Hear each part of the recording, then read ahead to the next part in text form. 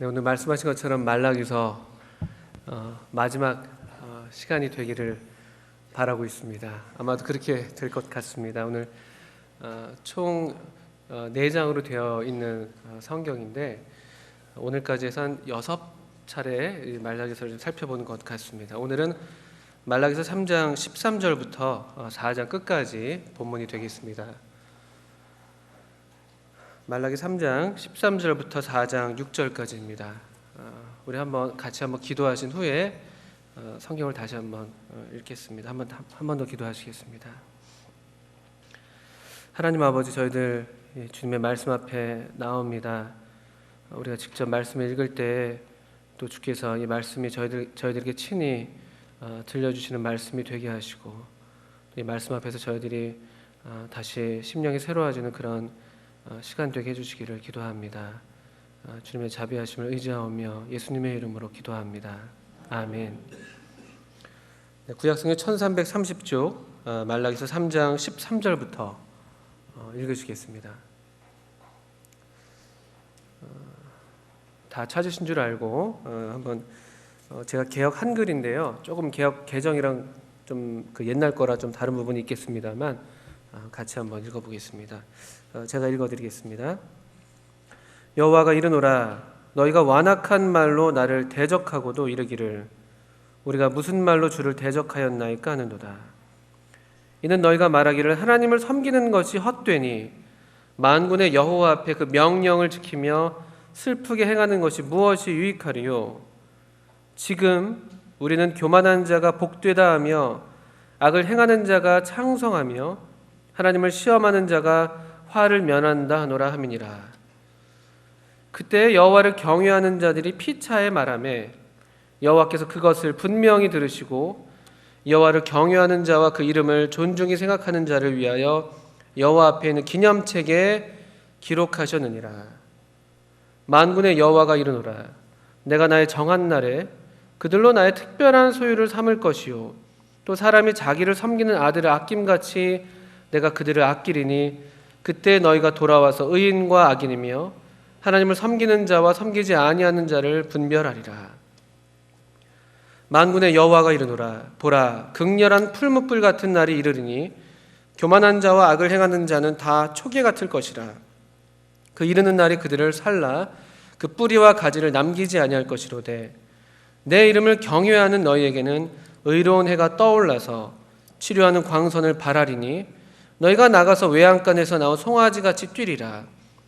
또 너희가 악인을 밟을 것이니 그들이 나의 정한 날에 너희 발바닥 밑에 재와 같으리라. 만군의 여호와의 말이니라. 너희는 내가 호렙에서 온 이스라엘을 위하여 내 종 모세에게 명한 법 곧 율례와 법도를 기억하라. 보라, 여호와의 크고 두려운 날이 이르기 전에 내가 선지 엘리야를 너희에게 보내리니 그가 아비의 마음을 자녀에게로 돌이키게 하고 자녀들의 마음을 그들의 아비에게로 돌이키게 하리라. 돌이키지 아니하면 두렵건대 내가 와서 저주로 그 땅을 칠까 하노라 하시니라. 3장 13절부터 끝까지 읽었습니다. 말라기서는 계속해서 이 백성들의 어떤 불평 또는 질문, 하나님의 어떤 그 말씀이 있으면 거기에 대한 백성들의 반박, 이런 어떤 그 구조로 계속 반복돼 오고 있다고 말씀을 드렸는데 이것이 아마도 그 6번째 그런 반박 장면이 됩니다.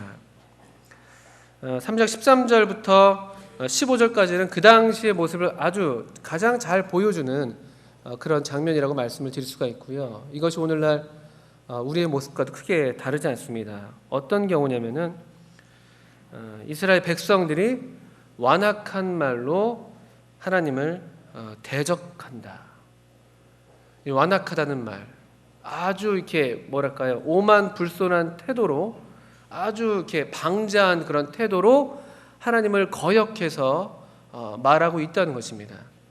하나님에 대한 어떤 두려워하는 마음이 전혀 없고 오히려 하나님을 평가하고 하나님을 비난하는 그런 말들을 서슴지 않는 그런 장면을 보게 되는 것인데, 이것은 그냥 우리 어떤 신앙을 갖고 있는 우리 그리스도인들이 어떤 신앙의 역경을 만나서 하나님을, 이 살아계신 하나님을 바라면서 이 하나님이 살아계심에도 불구하고 어떻게 이런 일이 일어납니까라는 그런 살아계신 하나님에 대한 신앙의 바탕을 두는 우리의 진실한 어떤 그 뭐랄까요? 우리 마음의 탄식, 고백이라기보다는 그것과 좀 종류가 다른 것입니다. 마치 자신들이 이렇게 했으니까 마땅히 하나님은 응당 이 정도는 해야 된다는 그런 어떤 권리가 자신에게 있는 것으로 착각해서 소위 이제 오늘날로 치면은 갑질한다고 그러죠. 갑질. 갑을 건 기가 있으면은 아주 갑으로서 하나님이 을이 되고요. 그리고 사실 그들이 하나님께 드렸다고 하는 것은 하나님이 전혀 받으실 만한 것도 못 되었는데 자신들은 이렇게 했으니까 나름대로 우리가 성실하게 그래도 뭐 한다고 했으니까 그런 어떤 자신들의 조금 그냥 대충 자기식대로 한 것을 바탕으로 하나님께 뭔가를 요구하고 있는 그런 아주 교만한 태도를 보여주는 그런 장면입니다.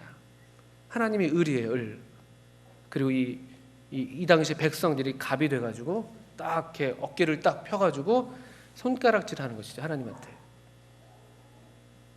마치 하나님이 그들 앞에 와서 미안하다고 말해야 할 것처럼 허리를 굽신대면서 잘못했다고 말해야 할 것 같은 그런 말, 그것을 완악한 말이라고 표현하고 있습니다. 교만한 말. 그러니까 그들의 내용이 이런 것이에요. 어떤 말이냐면은 하나님을 섬기는 것이 헛되다. 자기들이 섬겼다고 하는 거예요, 지금요. 자기들이. 우리 앞에서 계속 봤던 것처럼 그런 예배를 드리면서 그런 제물을 가져오면서 제물은 뭐 나름대로 드린다고 하면서도 자신의 가정 생활은 전혀 형편없는 그런 가운데 있으면서 또 이방 여인과 결혼하면서 또 이방 여인과 결혼하기 위해서 이 하나님의 언약의 백성인 이스라엘 백성 가운데 취했던 전 아내를 쉽게 버려가면서 그러면서 섬기고 있는데 어쨌든 자기들을 섬겼다는 것이죠. 그러면서 하나님을 섬기는 게 헛되다. 내가 이렇게 섬겼는데 하나님 잘해주는 게 별로 없는 것 같다는 것이죠. 또 만군의 여호와 앞에 그 명령을 지키며 슬프게 가는 것이 무엇이 유익하리요. 같은 맥락이죠. 나름대로 그 당시에 뭐 하나님께서 명하셨던 그런 금식을 행하고 있었는데 하나님의 마음과는 영 딴판인 겉모양뿐인 그런 금식을 행하면서 이것도 아무런 이득되는 게 없어. 하나님이 우리가 이렇게까지 하는데 내가 이렇게까지 하나님한테 뭔가를 좀 하고 있는데 하나님은 나한테 아무것도 해주는 게 없어. 하나님 당신 잘못하고 있는 것입니다. 이렇게 지금 하나님을 비난하는 그런 아주 불손한 그런 말이 되는 것이죠. 이를테면 이사야서 58장에 하나님께서 기뻐하는 금식에 대해서 얘기를 하고 있는데요. 아마도 이 말라기서 3장 14절에 하나님 앞에서 명령을 지키며 슬프게 행하는 것이 이런 금식의 종류였을 것 같은데 이사야서 58장에 보시게 되면은 한번 보시겠습니다. 58장 2절부터 한번 보겠습니다. 58장 2절부터 보시면요. 하나님의 백성들인 이스라엘 백성의 허물과 죄를 지금 낱낱이 드러내는 그런 장면인데요. 58장 2절입니다. 그들이 날마다 나를 찾아 나의 길 알기를 즐거워함이 마치 의를 행하여 그 하나님의 규례를 폐하지 아니하는 나라 같아서 의로운 판단을 내게 구하며 하나님과 가까이 하기를 즐겨하며 언뜻 보면 굉장히 지금 좋아 보이는 그런 모양입니다. 하나님의 길을 알기를 즐거워한다고 되어 있고요. 하나님과 가까이 하기를 즐거워한다고 말하고 있습니다. 또 3절은요.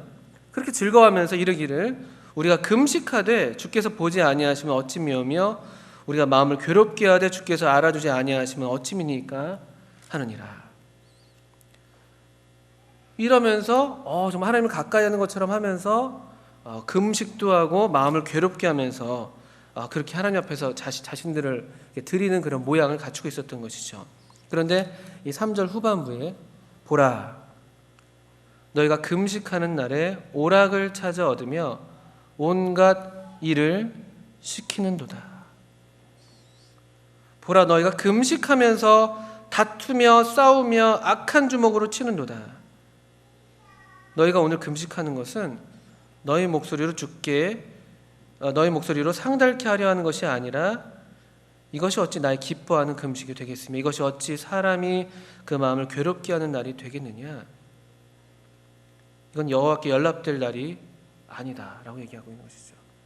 금식만 하는 것이지 그의 내면 생활에 있어서, 그의 가정 생활에 있어서, 그의 어떤 대인 관계에 있어서 전혀 이 금식에 어울리는 그런 삶의 모양을, 그런 삶의 돌이킴이 없는 그런 장면인 것이죠. 그리고 이들이 하나님의 길을 알기를 즐거워하고 또 하나님과 가까이를 즐겨했다고 말씀은 되어 있습니다만, 그것은 일종의 종교 놀이, 그냥 오락을 하고 있는 것이었죠. 그냥 이것을 그냥 즐거워하는 것뿐이에요.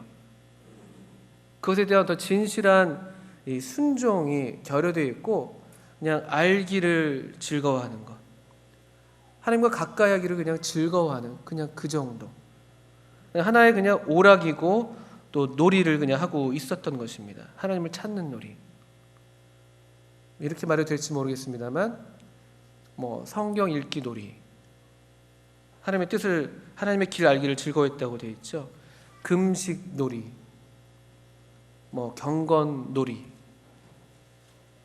그런 모양들을 갖추고 있었던 것인데, 실제 그들의 내면과 그들의 실제 생활은 전혀 이것과는 걸맞지 않은, 금식은 즐거움과 어울리지 않는 그런 날이 정상이어야 되는 것입니다. 모든 우리 육신이 즐거워하는 그런 즐거움들을 얼마간 끊고 우리 마음을 정말 낮춰서 우리에게 있는 죄악들을 돌아보고 돌이키고 버리고 하나님께로 나아가기를 원하는 그 진실한 마음을 따라서 금식을 하고 슬프게 해가는 것인데, 그들은 그런 진실한 마음이 없었던 것이죠. 이것이 말라기서에서도 그대로 나타나고 있는 것입니다. 만군의 여호와 앞에 그 명령을 지키며 슬프게 하는 것은 아무런 유익이 없다라고 말하고 있습니다. 아주 크게 말하고 있는 것이에요. 또 말라기서 3장으로 돌아와서요, 3장 14절에서 이는 너희가 말하기를, 이렇게 그들이 말하는 장면이 나오고 있는데, 이 말하는 것은 서로 말하는 그런 모양이기도 하면서 또 함께 한 방향으로 서서 하나님을 대해서 한 목소리로 말하고 있다라고도 이해가 되는 그런 말씀입니다. 그러니까 함께 하나님께 대한 어떤 불손한 마음으로 하나님을 향해서 고개를 쳐들고 큰 목소리로 지금 하나님께 손가락질해 대면서 말하고 있는 것입니다. 우리가 이렇게 했는데 우리한테 해준 게 뭐냐는 것이죠. 권리가 자신들에게 있는 것처럼요. 그러면서 15절에는 더 나아가서 이렇게 얘기합니다. 아하, 하나님을 섬기는 건 아무 쓸모없어. 가만 보니까 지금 우리는 교만한 자가 복되다 하며 악을 행하는 자가 창성하며 하나님을 시험하는 자가 화를 면한다 하노라 함이니라. 보니까 그래, 하나님 믿는 거 아무 쓸모없어. 교만한 자가 복된 거구나. 악을 행하는 자가 번성하는구나. 하나님을 시험해도 괜찮은 거야 라고 그렇게 얘기하면서 하나님의 백성으로서 하나님에 대한 믿음은 완전히 버려져 있고 하나님에 대한 경외심도 잃어버린 채 그냥 하나님 없는 백성들을 인정하는 그런 말들을 하고 있는 것이죠. 오늘날도 이런 소리가 큽니다. 저들이 말하기를 큰 소리로 말하고 있는 것이에요. 하나님을 섬기는 것은 쓸데없다. 성가시기만 한 일이고 귀찮기만 한 일이고, 실제로 하나님을 믿는다고 하는데 너희들 우리들 보니까 잘 되는 것 같지도 않고, 보니까 밑바닥 인생들이 더 많은 것 같고, 사회에서 인정받지 못하는 것 같고, 그런 얘기도 우리 많이들 하죠. 또 거기에 그래서 반발해서 소위 그리스도인이 사회에서도 더 높은 자리에 올라가야 된다는 그런 이야기를 또 하는 분들도 더러 계시고요. 사실 복잡한 그런 큰 소리가 우리의 마음을 빼앗아가기 때문에 좀 복잡하고 뭐가 정말 진짜인지 잘 모르는 그런 시대를 우리도 살고 있습니다. 또 우리 하나님을 섬기는 우리 그리스도인들, 우리들도 때로 또 이런 시험들도 받곤 하지 않습니까? 나는 정말 힘들게 주님 섬긴다고 하는데 근데 정작 내 인생은 잘 풀리지 않는 것 같고, 근데 저기 보니까 하나님을 잘 믿지도 않는 뭐 친구 아무개는, 또 친척 아무개는 승승장구하는 것처럼 보이고, 가까이는 우리 그런 생각들도 하게 되잖아요. 물론 여기 이 장면과는 그 중심이 좀 다른 부분에 다른 면에서의 어떤 그런 우리의 불평일 수 있겠습니다만, 이런 것이 대세인 그런 시대입니다. 지금 우리는, 지금 이 시대, 그리고 많은 사람들이 이렇게 얘기하고 있는 그런 시대입니다. 그런데 16절 이하에는요, 정반대의 또 한 부류의 사람들이 나오죠. 그때에는 바로 이 당시를 가리키는 그 말입니다. 지금 우리는이라고 하면서 큰 소리로 하나님께 불평을 일삼는, 불평 이상이 아니라 하나님을 완전히 깔아뭉개는 그런 큰 소리가 있는 반면에, 또 다른 한편에서는 동시대에, 그때에 여기 여전히 여호와를 경외하는 자들이 있습니다. 그리고 그들은 그냥 말하지 못합니다. 14절에서는 너희가 말하기라고 되어 있는데, 16절에서는 그때 여호와를 경외하는 자들이 피차에 말하며 되어 있습니다. 이 큰 소리가 아니에요. 다수가 아닙니다. 다수가 되어서 이 세상 가운데 큰 소리로 들리는 그런 어떤 주류 세력이 아니라는 것이죠. 그냥 자기들끼리 모여서 피차 말하는 것입니다. 그래서 이 장면은 보통 아마도 소수의 하나님을 경외하는 무리들이 어디 사람들 눈에 띄기가 좀 그러니까 좀 피해서 모여가지고 조용한 목소리로 서로 소곤소곤대는 그런 장면으로 그림이 그려지는 단락입니다. 잘 안 들려요. 소수입니다. 주류의 소리는 하나님이 어디 있어? 하나님을 섬기는 건 헛돼. 이런 소리가 큰 소리라면요, 다른 한켠에서 거의 들릴락 말락한 소리로 아주 적은 무리의 사람들이 모여서 서로 말하는 거죠. 하나님을 경외하는 말들을 주고받는 것입니다. 놀라운 것은 이 세상 사람들은 이 주류 소리에 묻혀가지고 이 소리가 하나도 그 귀에 들리지 않을 법한데, 여기 16절 보게 되시면은 하나님께서는, 여호와께서는 그것을 어떻게 들으셨다고요? 분명히 들으신다. 얼마나 참 놀라운 말씀인가요? 그 작은 소리를 하나님이 들으십니다. 아니 어쩌면 하나님은 이 하나님을 그 경외하는 그런 백성들의 소리에만 귀가 열려 있는지도 모릅니다. 이 세상의 큰 소리들, 그런 주류 그 소리는 하나님 귀에 들리지, 어떤 면에서 하나님께서 그렇게 수에 치지 않는 그런 말씀일지, 그런 소리일지도 모릅니다. 참고로 여기 말로서 하나님을 대적하는, 완악한 말로 대적하는 그런 내용이 나와 있는데, 다니엘서에서 그 무서운 짐승에 대한 예언을 보게 될 때, 그 넷째 짐승이죠. 넷째 짐승이 보게 될 때, 그 넷째 짐승에 있는 그 넷째 짐승을 묘사하는 장면 중에요, 큰 입을 가지고 있는 그런 것을 보게 됩니다. 잠깐 여기 손을 넣으시고 다니엘서 우리 한번 7장을 한번 먼저 또 앞에서 한번 보시겠습니다. 다니엘서 7장인데요. 7장 8절.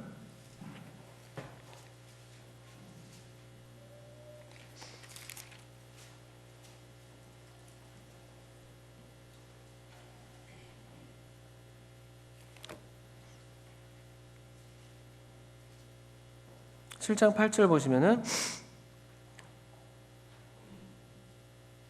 넷째 짐승에 대한 묘사인데요. 8절에 이렇게 되어 있습니다.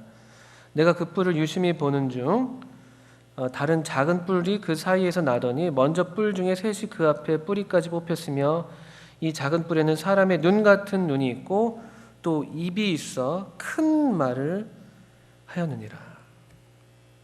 이 마지막 때에 이 세상을 지배하는 그런 짐승은 눈이 있고요, 입이 있는데 그 입은 큰 말을 합니다. 큰 말, 큰 소리를 내는 것이죠. 이 세상을 그 눈으로서 이 세상을 통제하면서 세상을 감시하면서 또 세상의 어떤 그 언론, 어떤 흐름을 주도하는 그런 세력으로 묘사가 되고 있습니다. 오늘날 우리가 겪고 있는 시대와 크게 다르지 않죠. 하나님을 향해서 참담한 말을 하고 있는 그런 이 짐승이 요한계시록 13장에서도 13장 5절에서도 보여지는 짐승인데, 또 짐승이 큰 말과 참남된 말하는 입을 받고 또 42달 일할 권세를 받으니라. 입이 있는데 큰 말과 참남된 말하는 입이라고 되어 있죠. 이 언어, 이 말로써 하나님을 대적하는 이것이 굉장히 이 짐승의 특징으로 그려지고 있습니다. 오늘날 우리가 접하고 있는 그런 우리 주변의 어떤 이런 언론들 보시게 되면 점점 이 소리, 이 큰 소리가 점점 더 들리고 있죠. 하나님을 대적하는 말들, 하나님이 없다고 하는 말들, 공공연히 이 공중 버스에 하나님이 없다는 무신론 그 포스터 같은 게 붙어가지고 한동안 다녔던 적이 있었죠. 가장 그 유력한 일간지에는 요즘에 수시로 거짓된 그런 종교들이 전면 광고를 내면서 사람들이 미혹하기도 합니다. 또 여러 문화 예술 방면에서 하나님을 대적하는 그런 예술의 흐름들이 더 강해지고 있죠. 동성연애는 거의 전 세계적으로 인권이라는 큰 이 이름 앞에서, 그 말 앞에서 이제는 거의 다 당연한 것처럼 받아들여지고 있는 그런 실정이기도 하고요. 이런 시대 가운데 하나님을 경외하는 사람들의 소리가 그렇게 크지 않습니다. 그것이 사실은 어쩌면은 그냥 성경에서 말씀하신 거대로라면은 그냥 그것이 사실로 우리가 받아들여야 할 내용이죠. 그리스도인들이 갈수록 소수가 될 것입니다. 기독교는 갈수록 소수 종교로 점점 하락하게 될 것입니다. 실제 통계 자료가 그렇게 나오고 있습니다. 2040년 정도 되면은 기독교 인구가 한 300만 정도 될 거라고, 한국의 기독교 인구 그렇게 내다보고 있습니다. 이런 시대 가운데 하나님을 경외하는 자들이 서로 말하는 소리를 하나님께서 분명히 들으십니다.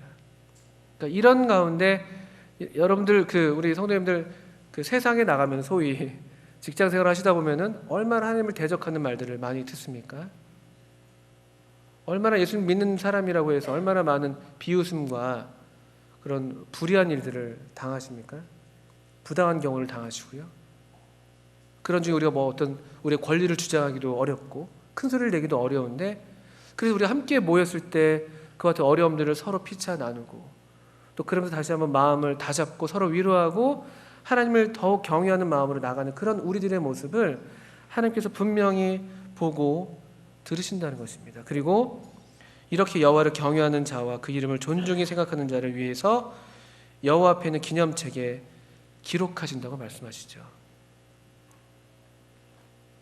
하나님 모든 걸 아시는 분이십니다. 하나님 어떤 걸 잊어버리는 분도 아니시고요.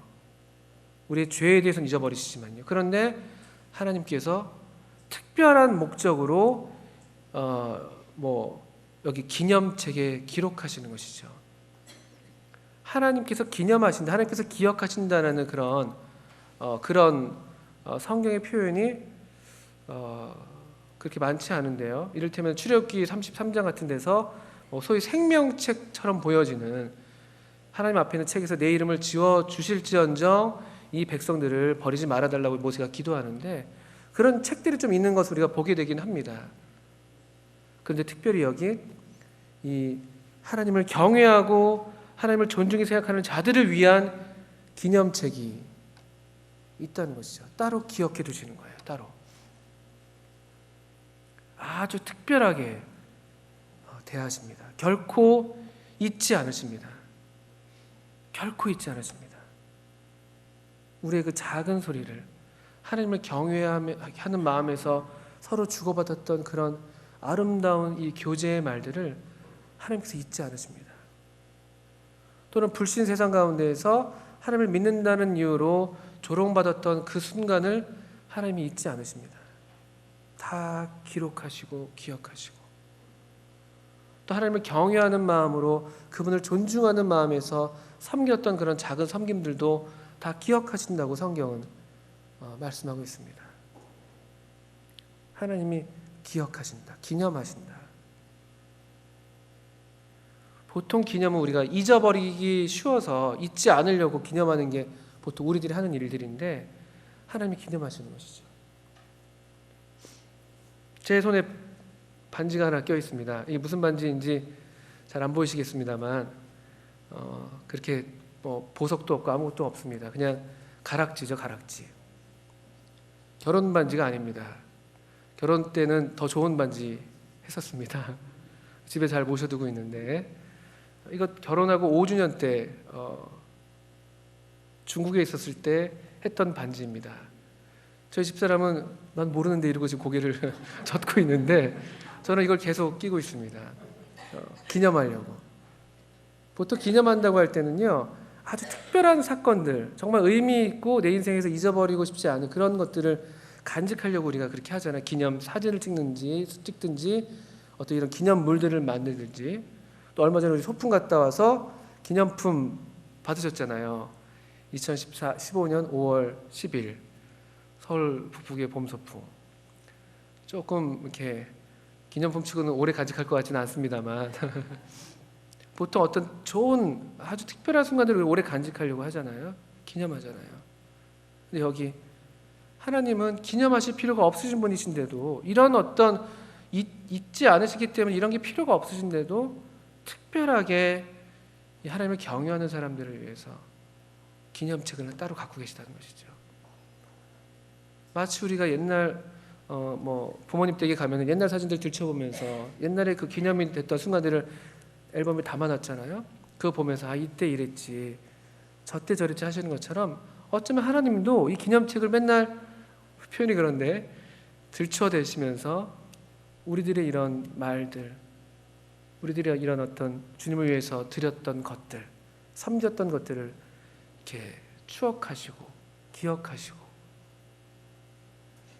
그렇게 흐뭇해 하시지 않겠습니까? 그리고 17절에 보시는 것처럼 만군의 여호와가 이르노라 내가 나의 정한 날에 그들로 나의 특별한 소유를 삼을 것이다. 그리고 바로 우리를 이렇게 하나님을 경외하는 백성들을 특별한 소유로 삼으신다고 말씀하십니다. 아주 보배로운 아주 소중한 것으로 소중한 소유로 많은 것들을 갖고 계시지만 하나님 모든 걸 갖고 계시지만 그 중에서도 가장 특별한 소유물로 삼으신다는 것입니다. 그 모든 것 중에서 하나님을 경외하는 사람들, 하나님의 이름을 존중히 여기는 사람들은 하나님께 그렇게 여김을 받습니다. 또 사람이 자기를 섬기는 아들을 아낌같이 그들을 아낀다.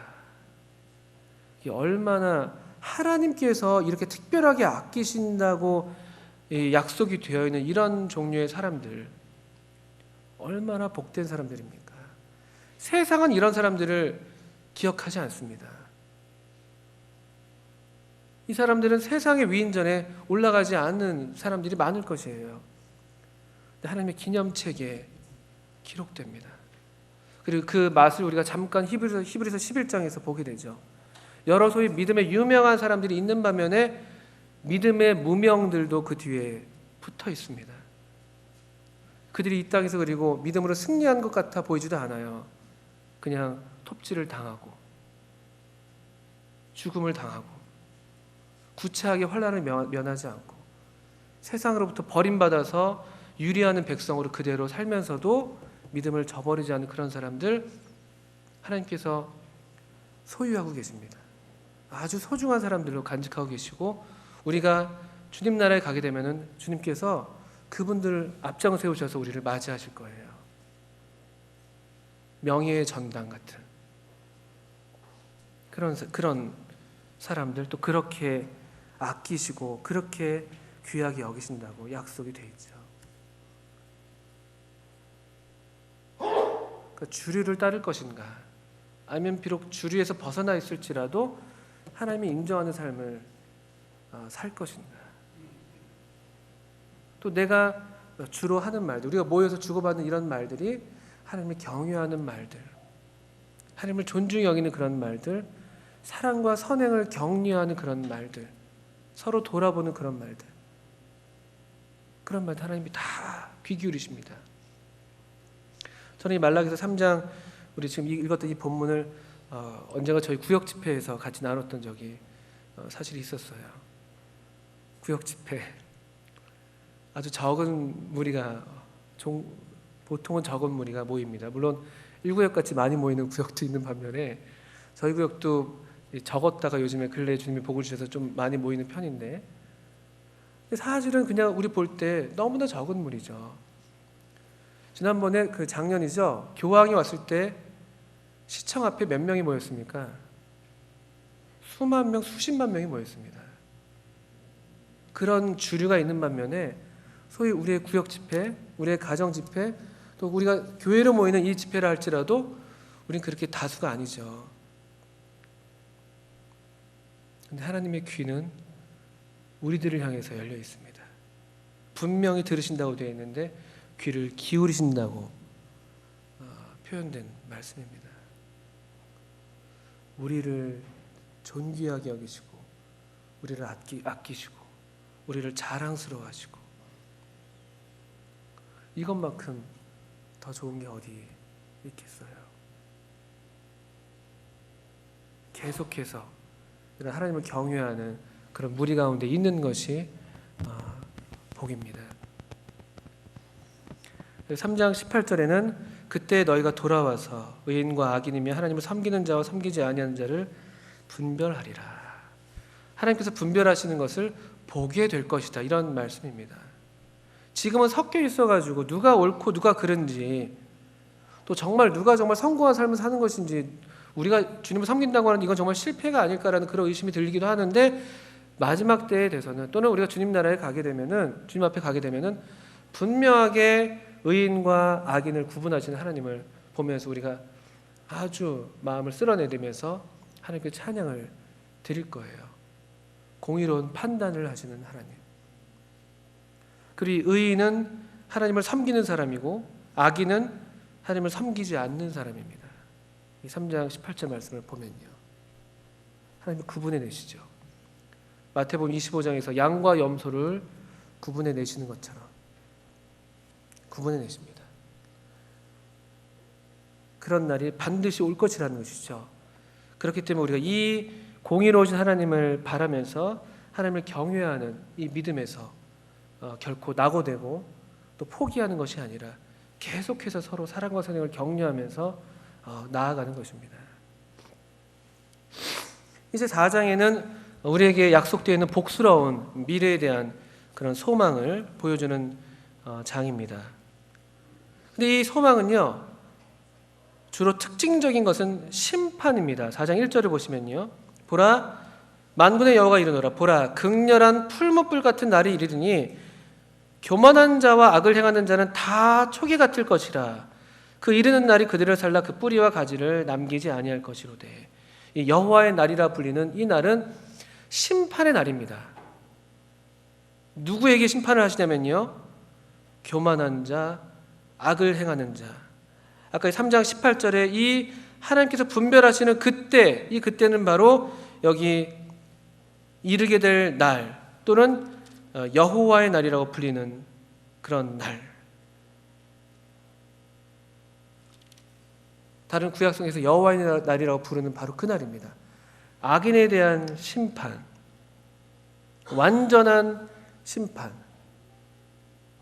그리고 그들이 겪게 될 최후의 멸망이 묘사가 되고 있습니다. 그런데 반면에 또 이 날은 아까 우리 본 것처럼 그대로 반복되고 있는데 의인, 하나님을 섬긴 사람, 하나님을 경외하는 사람들에게는 복된 보상의 날이 되는 것입니다. 2절에 보시게 되면은 내 이름을 경외하는 너희에게는 의로운 해가 떠올라서 치료하는 광선을 바라리니 너희가 나가서 외양간에서 나온 송아지같이 뛰리라. 또 너희가 악인을 밟을 것이니 그들이 나의 정한 날에 너희 발바닥 밑에 재와 같으리라. 만군의 여호와의 날이라. 똑같은 태양, 똑같은 해라 할지라도 이 태양 광선은 악인을 소멸시키는 그런 빛이 될 것이라면 반면에 이 태양 광선은 이 태양은 이 하나님을 경외하는 자들에게는 참으로 어둠을 밝혀주시는, 모든 것을 새롭게 하시는, 그리고 치료하시는, 자유케 하시는 그런 태양이 된다는 것이죠. 우리 주님을 가리켜서 신약 성경에서 반석이라고 얘기하고 계시는데, 이 예수님을 믿지 않는 사람들은 이 반석은 그 사람들은 그 바위 위에 걸려서 넘어지는 반석이 되지만, 예수님을 믿는 우리에게는 이 반석의 기초에서 하나님의 집이 세워지는 것이죠. 하나의 똑같은 그 사실 또는 이 똑같은 분이 전혀 다르게 지금 나타나게 되는 것이죠. 그 사람이 어떤 사람이냐에 따라서. 우리에게는 치료하는 광선을 발하시는 의로운 해, 아주 공의롭고 공평한 그런 해가 될 것입니다. 그리고 이 의로운 해는 우리가 궁극적으로 바라는 우리 주님 예수 그리스도, 참 빛이라고 불렸던 우리 주님, 세상의 빛이라고 자신을 계시하셨던 우리 주님, 또 우리 주님께서 임하셔서 세우게 될 그 나라에는 해와 달의 비침이 쓸데가 없을 정도로 그분께서 친히 빛이 되어주시는 우리 주님, 우리 주님이 오셔서 분별하십니다. 의인과 악인을 분별하시고, 하나님을 섬긴 사람과 그렇지 않은 사람들을 분별해내시고, 교만한 사람과 하나님을 경외하는 사람들을 구분해내시고, 한쪽 사람들은 심판하시고, 또 다른 한쪽 사람들에게는 마땅한 보상으로, 아니 어쩌면 기대 이상의 그 이상, 훨씬 그 이상으로 보상하시는 그런 주님이십니다. 또 그런 날이 임할 것이라고 약속이 되어 있습니다. 이게 우리에게 소망입니다. 이 날이 없으면 우리의 지금 섬기는 이런 섬김이 헛되죠. 또 신약성에서 다른 표현을 하면 부활이 없으면은 우리가 부활하게 돼서 또 우리 이 하나님의 이 통치하시는, 이 의롭게 통치하시는 그 나라 가운데 들어가게 될 텐데, 이런 부활이 없고 이런 하나님의 통치가 없다면은 지금 우리가 섬기는 이런 모임들이 얼마나 헛되겠습니까? 저는 가끔 그런 생각 하거든요. 주일에 교회에 와서 9시부터 우리 학생회 주일학교 선생님들 9시부터 오셔가지고 거의 오후 저녁 늦게까지 이제 애쓰시고 수고하시는데요. 그런데 주일날 보면 많은 사람들이 얼마나 참 좋은 시간을 보냅니까? 좋아하는 취미 활동하시고, 또 교회에 오는 그 전철 안에 보시면은 우리 옆에는 성경책이 딱 있지만 보통 다른 분들은 다 등산복 딱 이렇게 갖추셔가지고 수락산, 도봉산 가시고, 우리가 그 라인이잖아요. 집에 가는 또 시간이면 우리는 이제 좀 주님 안에서 이렇게 참 그 안식 가운데 또 섬기는 그런 고된 하루를 보내고 돌아가는 길인데, 또 한쪽 부류의 사람들은 또 산에 갔다 내려오셔서 보통은 다 약주 한 잔씩 하시고 아주 이제 건하게 계신 그런 모습들 보게 되는데, 너무나 정말 극명하잖아요. 산에 가는 게 나쁘다 이런 말씀 드리는 게 아니잖아요. 근데 만약에 우리에게 하나님이 의로우신 분이 아니라면은, 또 하나님께서 이와 같이 우리를 판단하지 않으신다면은 얼마나 우리가 인생을 사실은 허비하는 삶이 되겠습니까? 얼마나 인생을 즐기지 못하는, 그냥 보통 사람들이 보기에 얼마나 불쌍한 사람들이에요. 보통 불쌍하기 위해서 생각들 하잖아요, 사람들이요. 예수님 믿으면 무슨 재미로 사냐, 이런 얘기도 하고요. 그렇지 않다는 것이죠. 정한 날, 하나님께서 행동하시는 그 날이 오게 되면은 그때 비로소 이 진가가 드러나는 것입니다. 하나님을 경외한, 또 하나님의 이름을 존중히 생각한 사람들을 아주 높이실 것이고요. 반면에 이 땅에서 하나님을 무시하고 하나님의 이름을 멸시했던, 그 교만했던 사람들을 높아진 우리들 발 밑에다 두신다고 여기 3절에 얘기가 되고 있지 않습니까? 너희가 악인을 밟을 것이다. 그때 우리 주님이 가장 드높아지실 것이고, 교회는 머리 대신 그분께 완전하게 연합되어서 그분의 몸으로서 함께 높아져 있기 때문에 우리의 발 아래에 이 세상이 밟혀 있는 것이죠. 이 악인이 발표하는 것이죠. 완전한 역전이 일어나게 되는 것입니다. 이 날을 고대하는 것입니다. 또 실제로 많은 이 땅에서 우리 주님을 존중하는 이유로 고생했던 많은 분들이 이 날을 하나님께 구하고 있는 것입니다. 요한계시록 보게 되면요, 기도하죠. 기도. 언제까지입니까? 우리의 원통함을 풀어주시는 날이 언제까지입니까? 라고 기도합니다. 또 사도 요한이 이 봉인되었던 두루마기를 보면서 울었던 이유가 이 두루마리가 풀려야지만이 마침내 공의로운 심판이 행해질 텐데 이 임봉을 풀 사람이 없는 것입니다. 그 자결 갖춘 사람이 없는 거예요. 왜냐하면 공의롭게 심판하기 위해서는 정말 공의로운 분이 오셔야 되고, 또 이 심판의 자격에는 그만큼 사랑한 분만이 심판할 수 있기 때문이죠. 우리는 누구도 공의롭게 심판할 수 없습니다. 그래서 사도 요한이 울고 있었는데 그때 울지 말아라. 다윗의 사자가 이기었으니. 그리고 우리 주님이 어린 양이신 우리 주님이 오셔서 그 임봉을 떼십니다. 그때 공의로운 심판이 이루어지는 것이죠. 이게 우리 하나님의 정한 날, 그 여호와의 날 안에 포함되어 있는 사건입니다. 이 소망으로 우리가 지금 살고 있습니다. 그래서 이제 4절부터 6절은 결론적으로 이렇게 얘기하시죠. 너희는 내가 호렙에서 온 이스라엘을 위하여 내 종 모세에게 명한 법, 곧 율례와 법도를 기억하라. 한편으로는 기억하라는 것입니다. 처음 우리가 하나님께 속했었던 하나님의 백성으로서 우리의 마음을 드렸던 그때, 또 그때 우리 귀에 들려졌던 그 하나님의 분명한 말씀 기억해라. 우리의 앞섰던 우리의 그 지난 날을, 옛적 길을 찾아보고 옛적 길로 돌아가고 처음 사랑을 기억하라는 그런 말씀이죠. 모세입니다. 또 반면에 5절에는 보라 여호와의 크고 두려운 날이 이르기 전에, 이 여호와의 크고 두려운 날을 앞서 얘기했던 바로 그 날인데 내가 선지 엘리야를 너에게 보내리니. 또 한편으로는 과거를 돌아보면서 또 한편으로는 미래를 소망하라는 것입니다. 여호와의 크고 두려운 날이 온다.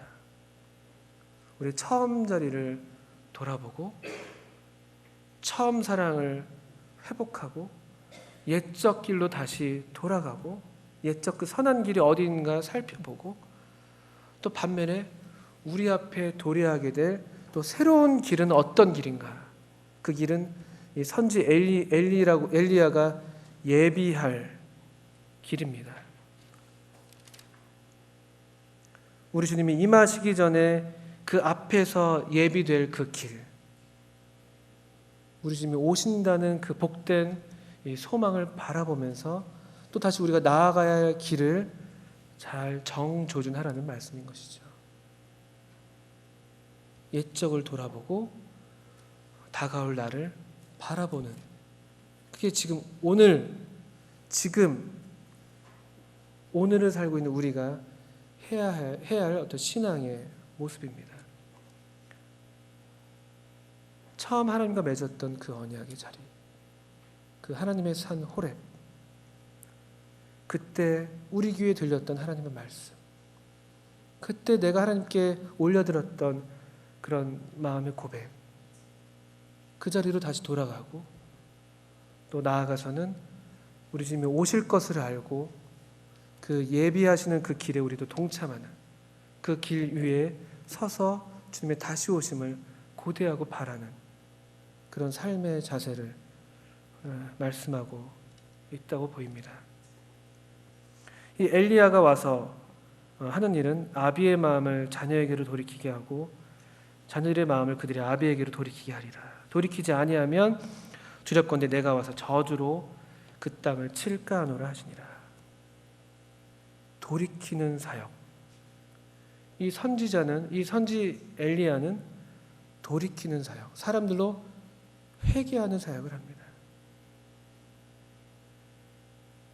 주님이 곧 오실 텐데 이 주님의 길을 예비하는 엘리야는 우리로 회개함으로써 우리 마음 가운데도 또 주님의 오실 길을 예비하는 그런 사역으로 우리를 부르시는 것이죠.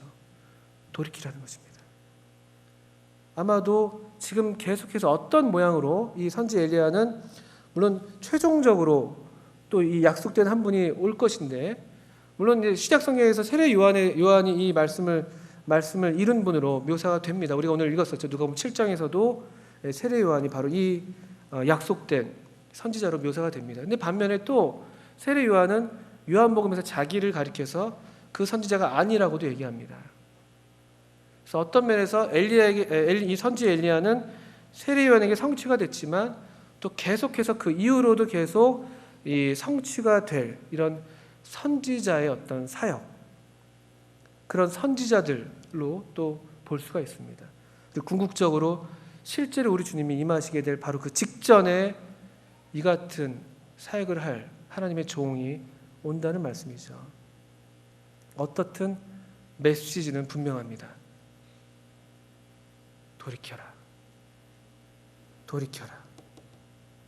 돌이키지 않으면 저주. 구약 성경의 맨 마지막 단어는, 히브리 단어는 저주입니다. 돌이키지 않으면 저주. 이게 선지자의 메시지였습니다. 주님의 오시는 길을 예비하는 선지자는 이 메시지를 전하는 사람입니다. 어떤 면에서 이 말라기도 그런 선지자 대열 가운데 한 사람인 것이죠. 돌이키라는 것입니다.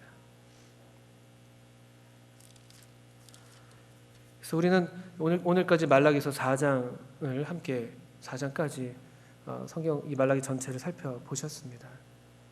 말라기서는 하나님의 어떠하심을 계시해 주시는 가운데 그래서 우리가 어떻게 행해야 한다는 것을 말씀해 주시는 하나님의 말씀이었습니다.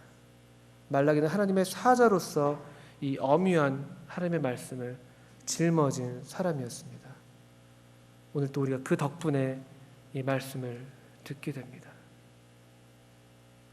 돌이키라는 말씀. 끝까지 하나님을 경외하고 하나님을 존중히 여기라는 말씀. 세상 주류에 편입되려고 기웃기웃대지 말고 다시 그 처음 우리가 언약 백성으로서 우리 자신을 드렸던 그 자리에 짐승을 잡아서 피를 뿌리면서 언약을 맺었던 바로 그 자리로 우리로 돌아오라고 부르는 초청의 말씀. 그리고 마침내 하나님이 약속하신 한 날이 이르게 될 때 하나님께서 이런 우리를 인정해 주실 것이라는 그런 약속 우리에게 분명하게 들려주고 계십니다. 이 말씀을 의지해서 다시 하나님께로 돌아가는, 또 우리가 돌이킬 것으로부터 마땅히 돌이킬 수 있도록, 버릴 것들로부터 버릴 수 있도록 우리의 가정생활과 우리의 어떤 인간관계와 또 우리의 하나님께 드리는 이 헌신의 삶과 또 예배의 삶과 이런 면에서 우리 자신을 돌아보고 하나님께로 돌아가는 우리 모두가 되기를 바랍니다. 함께 기도하시겠습니다.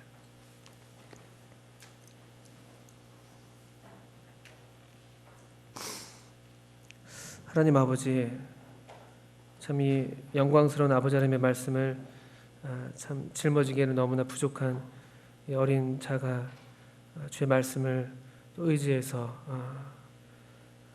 참 얼마간 증거하였습니다. 주님, 기도하기는 다만 이 하나님의 말씀이 친히 이 하나님의 말씀으로 우리 함께하신 모든 성도님들 마음 가운데 새겨지게 하시고 또 특별히 저 자신에게도 그와 같이 확실하게 들리게 하셔서 마땅히 아버님께로 다시 저희들의 마음을 돌이킬 수 있도록 은혜를 베풀어 주시기를 기도합니다. 그래서 주님께서 저에게 약속하신 놀라운 복들을 지금 여기에서부터 또 영원히 누리는 우리 모두가 되게 해주시기를 기도합니다. 주님의 자비하신 말씀에 의지하며 예수님의 이름으로 기도합니다. 아멘. 네, 감사합니다.